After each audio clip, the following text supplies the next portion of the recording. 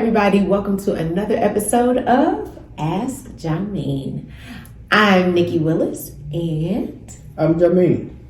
And we are coming to you with another list of questions for us to answer for you guys. Before we get started, I wanted to remind you, if you want to follow us on social media, you can go ahead and do that at the Willis Team LV. You can also visit us on our website. You can check out all the houses for rent, all the houses that are listed and available for sale on our website at thewillisteamlv.com. If you want to schedule a free consultation, you can give us a call at 702-249-9061, or you can send us an email at thewillisteamlv@gmail.com. All right, enough announcements. Let's get into this. Are you ready? Yep. All right, let's do this. So the first question is a rent-to-own home a good idea? So there are many options that you have when you need to move. You can buy a house, you can rent a house. Kind of in between is rent to own. Okay. Rent to own is not as prevalent right now. Mm-hmm. The number one reason why it's not as popular right now is because our market is extremely well for sellers. So people who have houses to rent don't have a hard time renting right now. Right. And people who have a house to sell don't have a hard time selling right now. Yep. So rent to own is kind of like, I really want to sell my house, but I'll rent it for a while until I get my main goal accomplished of selling my house. Okay. So is it a good idea? It can be a good idea if the house that you would buy, you just so happen to find that it's a rent to own. Okay. So would you purchase it if it was not rent to own? So that's a good question. It's good if you just so happen to find it, but you would buy it if it wasn't rent to own. Okay. So what I mean by that is, are you just doing a rent to own on this house because it's available as a rent to own, or do you really like the house enough to purchase it? Right. So it can be good because if you do a rent to own, some or a portion of the rent that you pay every month can go towards the purchase of the house versus just a flat out rental. Whatever you pay in rent is just going towards rent. It's not going towards the deposit. It's not going towards the purchase price or anything like that. Okay. So in the case of the rent to own idea, yes, it can be a good thing because you're not just putting all your money towards renting something, right? So, which is a sunk cost. Yes, a sunk cost. Right. But there's nothing wrong with renting. But if you can kind of have the best of both worlds, that would be a great situation. But you have to actually like the house. You don't want to just buy a house because you could buy it. So it can be good if you find the house that you really like that you would purchase if it wasn't rent to own. And if some of the payments, what you pay, goes towards the purchase price of the house. Okay.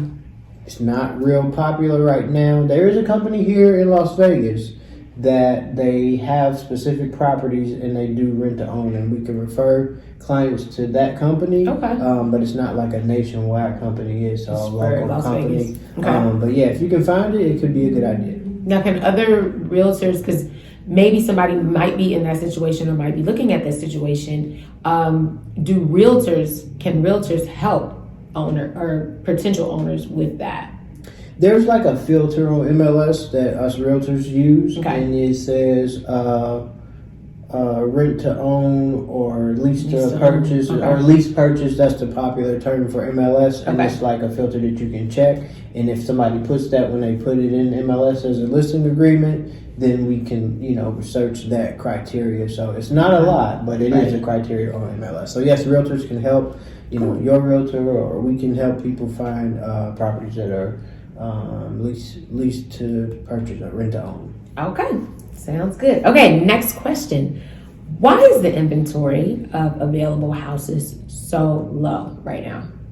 So actually, I thought this was going to be a quick answer, but actually I could go on all day about it right now because of what we're going through right now. Okay. The short answer is we haven't bottomed out on the situation that we're in, meaning COVID. Mm-hmm. So why is the inventory so low? It's for a number of factors, but the biggest factor is little to no people are getting foreclosed on right now. Yeah. So what really makes the market a change from a buyer's market to a seller's market is motivated sellers.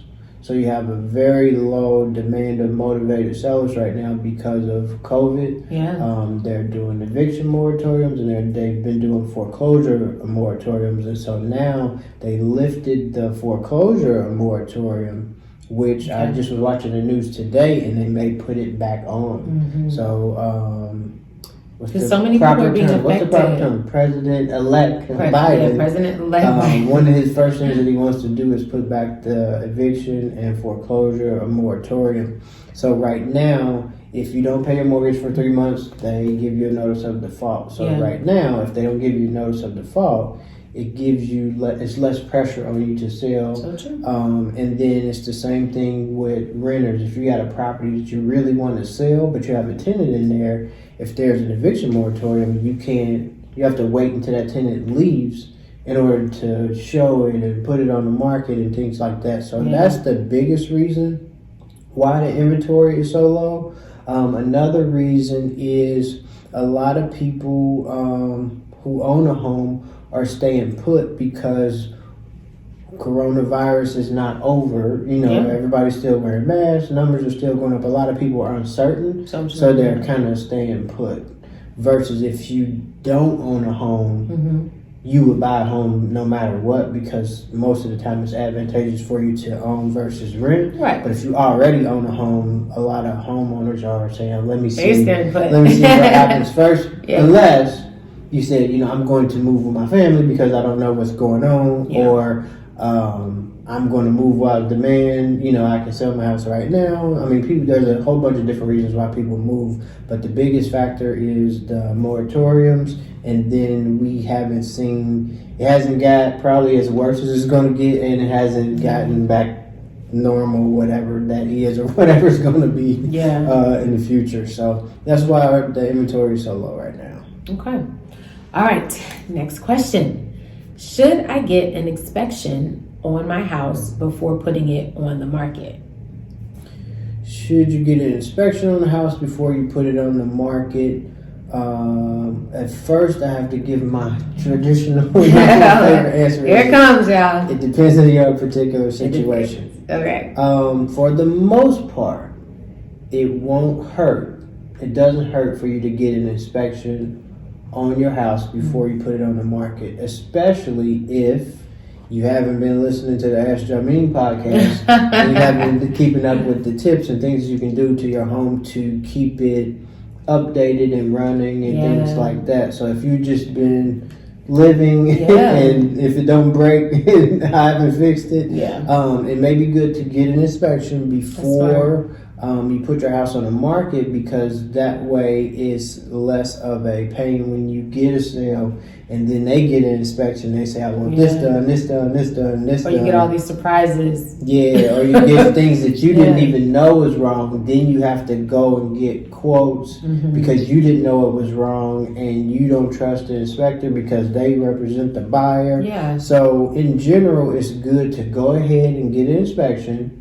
Get the items that are what would make a buyer potentially walk away, or something that you pretty much assume that a buyer's going to ask to be done. Go ahead and get that done, because you can sell your house for top dollar, and the sale can go so much smoother if you get that inspection done before. So it is an expense. But a lot of times it'll save from a deal falling through. And here's a quick tip for you. Your first offer is usually your best offer. So I'm going to say that one more time. Say that again. Sellers, if you're selling your house, your first offer is usually your best offer. So if you get an offer on your house and you get an accepted offer, and then you get an inspection and they ask for this laundry list of things, and you're like, oh my gosh, I'm not going to do all this, and you get out of the contract, most likely that next offer that you're going to get is going to be lower than that one. And now you have this list of things that you probably are going to have to take care of. So for the most part, yes, I do recommend that you get an inspection before you put your house on the market. Couple of scenarios where you don't want to get an inspection. If you know that you can't or you don't want to do any work and you want to sell property as is, probably not. If your home is 5 years old or newer, you probably don't want to get an inspection. Makes sense. On there. Or if you listen to the Ask Jameen podcast, you're on HGTV, you're up on everything, or you are very handy and things like that, and you've been keeping up with your house, you may not need to do a home inspection before you put your house on the market. But for the most part, it will help you sell your house faster, and it'll prevent a deal from potentially falling through in the future when you do get an offer. So for the most part, yes, I do recommend that you get an inspection before putting your house on the market. All right, good answer. Okay, last question. So, there's a lot of the whole online purchasing and, you've got Zillow out there and all kinds of other platforms. So the question is, how can I prevent from getting scammed when I'm looking for a home online? So this is probably, I see this just about every week online. People are scared of getting scammed, or they've already gotten scammed when they're looking for a house. For the most part, it's more for rentals. But I've even seen it with purchases where people get scammed. Here's the thing. You can screenshot anything now. You can screenshot the computer. You can screenshot something on your phone. And so in order to prevent from getting scammed, everybody wants a deal. Everybody wants the unicorn of a deal. I found this house and I got a great deal, or the rent was low. So usually how people get scammed is they see a great price for a house for rent. It's several $100s less than market rent. It's like, oh my gosh, this is a deal, or this is in my price range. They inquire about it or respond back to the ad that they see. And the class is the Nigerian prince, but the real estate version of it. So what happens is, generally a person tells you to send them the deposit, and they will mail you the key back. So because the inventory is so low right now, people have move-in dates, deadlines. They're starting jobs. They picked up their families and moved to Vegas or any other city, and they need to move.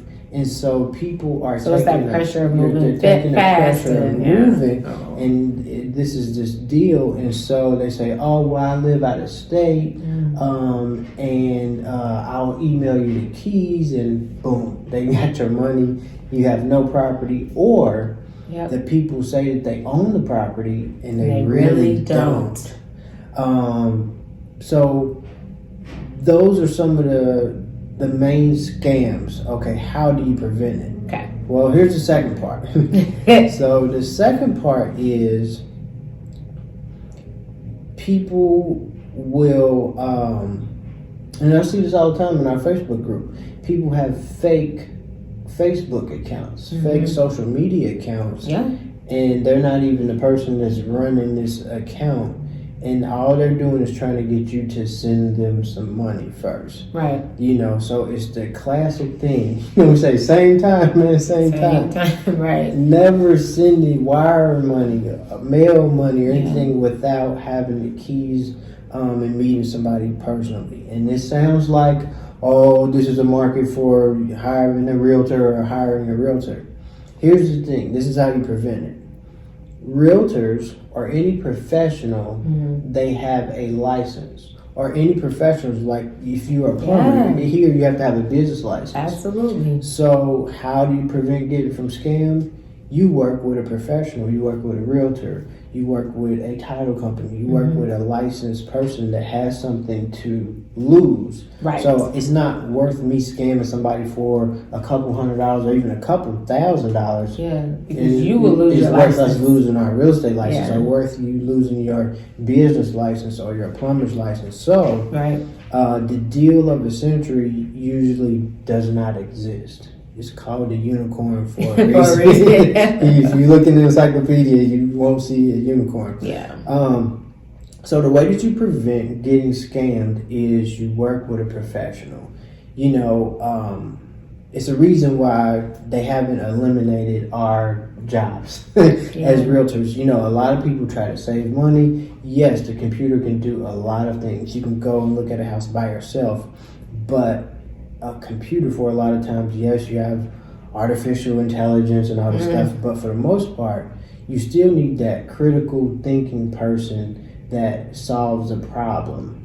Yeah. So it's worth what realtors charge, what realtors get paid, because a lot of times our biggest skill set is being a problem solver. So to prevent from getting scammed, work with a professional, work with a realtor, because we have a lot more to lose than anybody else. Exactly. So exactly. Yeah, and a lot of people, because of credit issues and trying to get a deal, and another big thing is credit issues. Yeah. A lot of people want to work with a private owner. Yeah. A private owner is probably 50 to 75% scam. Yeah. You know, because even if they're not a scammer, they may be trying to sell or lease you a house way higher than market rate, and just because they'll take you if you have a lower credit score. You don't know what somebody may accept. You know what I mean? So they could be getting over on you on the price, even if they're not a scammer. So true. So to prevent from getting scammed from paying way more than you should on a purchase or a lease, or somebody just flat out stealing your money and you show up to a house and you can't get in, or somebody's living there and they don't know what you're talking about, is work with a professional. That's the best way to prevent from getting scammed. It's worth working with a realtor or any professional that has a license or a business license, because that's our livelihood. Indeed. Well, there you have it, ladies and gentlemen. You have heard it straight from Jamin Willis himself. That has been another episode of Ask Jamin. Now make sure, especially if you're watching on YouTube, that you hit that subscribe button. If you liked what you heard and what you saw, make sure you smash that like button. Also, if you're looking to move, if you're looking to rent, to buy, or sell your home, or buy an investment property, make sure you hit us up. You can give us a call at 702-249-9061. You can also send us an email at thewillisteamlv@gmail.com. If you want to visit our website, you can visit us at thewillisteamlv.com, and follow us on all things social media at the Willis Team LV. We would love to work with you, and thank you so much for joining us. We will see you next time. Bye. Bye-bye.